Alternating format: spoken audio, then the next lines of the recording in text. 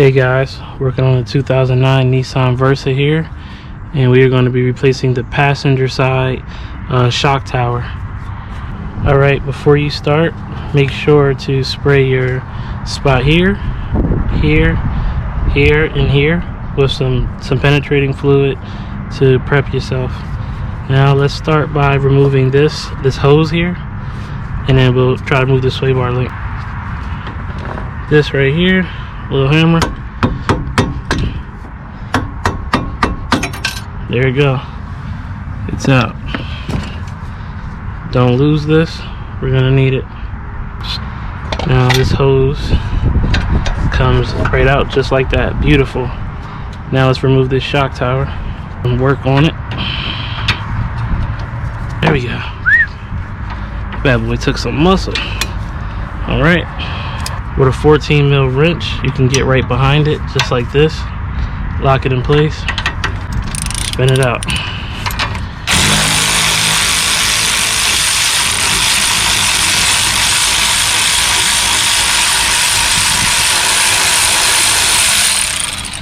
Okay. Beautiful. Now, okay, that's not coming out very easily. So I'm gonna jack up under here to raise the car up a little bit, and that'll take the pressure off of this sway bar. Okay, so as I'm jacking it up, taking that weight off of the sway bar, now this pops out just like that. Beautiful. I'm gonna let this back down now. Nice. Let us break these two bolts here. I think both sides are 21. Let me see here. Just like that. Now, another 21 right here. Right there.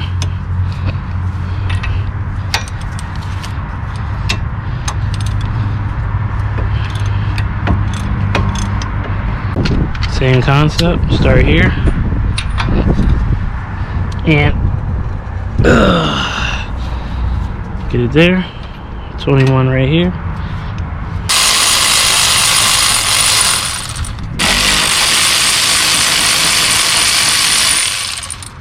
Nice. Now, before I knock these bolts out, I'm going to take the bolts out up top so that when this is ready to fall, we can just push these out and bring the thing down with it.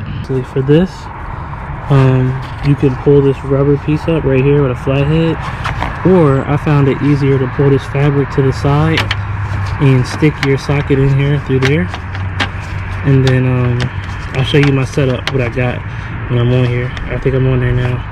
Now I'm gonna try to remove it. I don't know if it's dim enough, but there's a bolt here, there's a bolt here, and then I'll show you how to get to this back bolt. I'm gonna just take these two off real quick. Crack that open. That's out.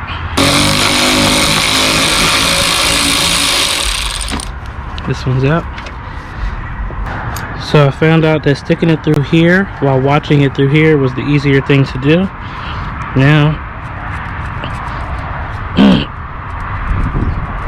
that's me trying to break it. Whew.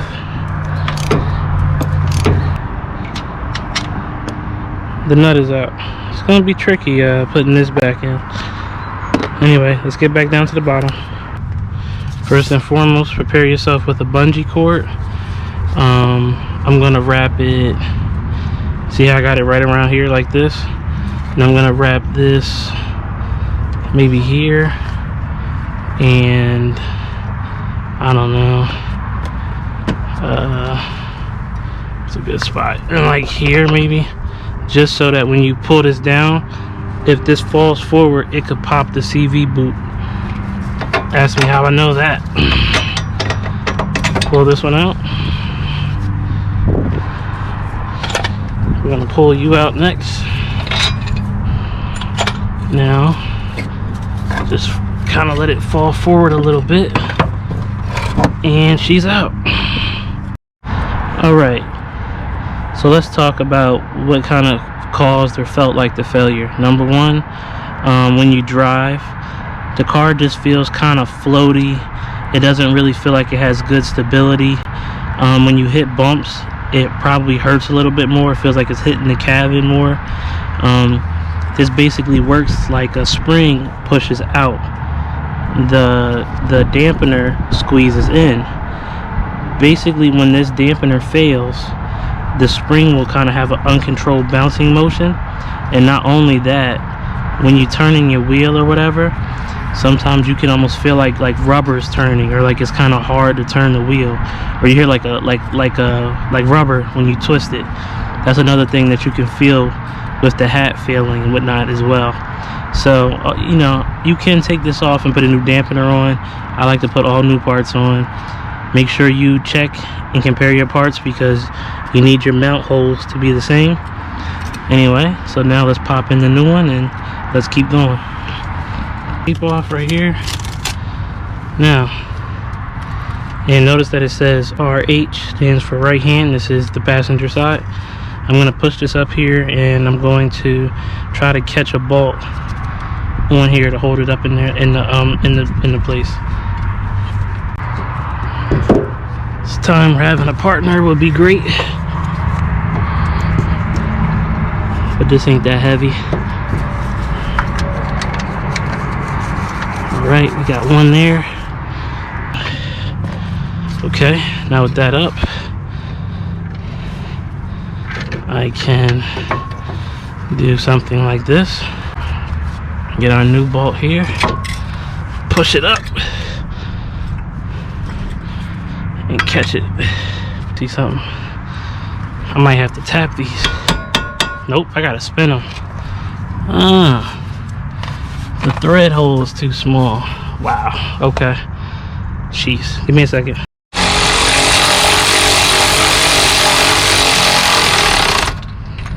Okay, that was interesting. I don't know why the bolt holes were so tight, but I had to spin them in by hand. Now that we got that in, we're gonna go up top, put those bolts in.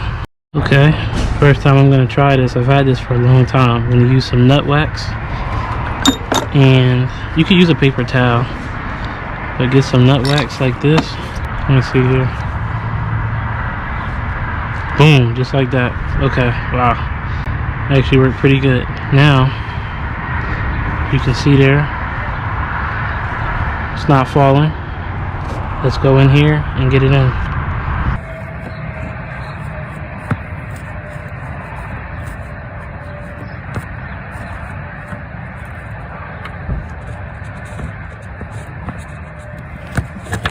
There we go. That out, put this back in here like so, feed this back in like that, kind of tuck it, everything's back the way it was, just like that. Great, that's back. These are all tightened down. I think proper torque specs is 20 foot-pounds. It's about as snug as you snug a drain plug on your oil pan. So there you go. And let's get back on the bottom and finish up. Jack it up a little bit, and just like that, it's in. I like to use a little bit of thread locker, snug them down.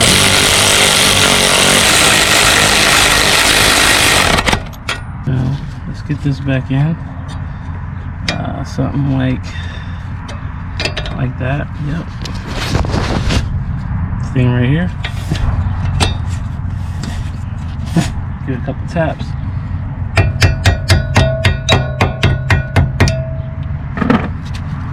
Boom, nice and firm, beautiful. That's on.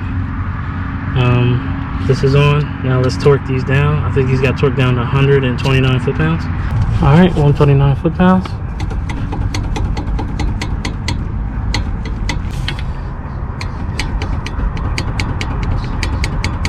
Beautiful. Okay, reviewing our work here. You're on. Those upper bolts are back on.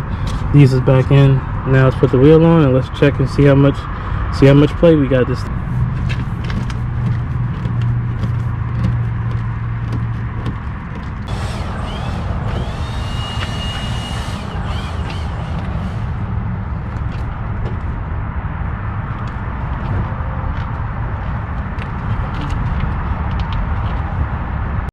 Alright, thanks for watching, you guys. Hit that like button.